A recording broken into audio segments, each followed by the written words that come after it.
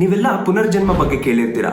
ನಿಜವಾಗ್ಲೂ ಒಂದು ಮನುಷ್ಯ ಸತ್ ಮೇಲೆ ಮತ್ತೆ ಹುಟ್ಟಕ್ ಸಾಧ್ಯನಾ? 1930 ಅಲ್ಲಿ ಇಂಡಿಯಾದಲ್ಲಿ ನಡೆದ ಆ ಒಂದು ಘಟನೆ ಎಲ್ಲರನ್ನೂ ಶಾಕ್ ಅಲ್ಲಿ ಕರ್ಕೊಂಡು ಹೋಗ್ಬಿಡುತ್ತೆ. ಶಾಂತಿ ದೇವಿ ಅನ್ನೋ 4 ವರ್ಷದ ಚಿಕ್ಕ ಹುಡುಗಿ ಕ್ಲೇಮ್ ಮಾಡ್ತಾಳೆ ಅವಳ ಪೇರೆಂಟ್ಸ್ ನಿಜವಾದ ಪೇರೆಂಟ್ಸ್ ಅಲ್ಲ, ಅವಳಿರೋ ಮನೆ ನಿಜವಾದ ಮನೆ ಅಲ್ಲ, ಅವಳಿಗೆ ಆಲ್ರೆಡಿ ಮದುವೆ ಆಗಿದೆ ಅಂಡ್ ಮಗು ಕೂಡ ಇದೆ, ಅವರು ಮಥುರಾದಲ್ಲಿ ಇದ್ದಾರೆ ಅಂತ. ಇದನ್ನ ಕೇಳಿದ ಅವರ ಹೆಡ್ ಮಾಸ್ಟರ್ ಮಥುರಾದಲ್ಲಿ ಅವಳು ಹೇಳಿದ ಪ್ರಕಾರ ಹುಡುಕಿಸ್ತಾರೆ. ಆಗ ಅವ್ರಿಗೆ ಒಬ್ರು ಸಿಗ್ತಾರೆ. ಅವರ ಹೆಂಡತಿ ಲುಗ್ದಿ ಬಾಯ್ 9 ವರ್ಷ ಹಿಂದೆ ಒಂದ್ ಮಗುಗೆ ಜನ್ಮ ಕೊಟ್ಟು 10 ದಿನ ಆದ್ಮೇಲೆ ತೀರ್ಕೊಂತಾರೆ ಅಂತ. ಇದೆಲ್ಲ ಕೇಳಾದ್ಮೇಲೆ ಒಂದು ದೊಡ್ಡ ಚರ್ಚೆ ಆಗುತ್ತೆ.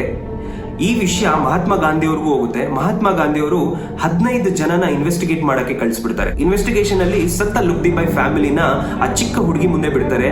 ಆಗ ಆ ಚಿಕ್ಕ ಹುಡುಗಿ ಎಲ್ಲರನ್ನೂ ಕೂಡ ರೆಕಗ್ನೈಸ್ ಮಾಡುತ್ತೆ. ಇನ್ನೊಂದು ಶಾಕಿಂಗ್ ವಿಷಯ ಏನಂದ್ರೆ, ಸಾಯಕ್ಕಿಂತ ಮುಂಚೆ ಲುಗ್ದಿ ಬಾಯ್ ಅವರು ದುಡ್ಡನ್ನ ಬಚ್ಚಿಟ್ಟಿರ್ತಾರೆ. ಅದನ್ನ ಈ ಚಿಕ್ಕ ಹುಡುಗಿ ಎತ್ತುತ್ತಾಳೆ.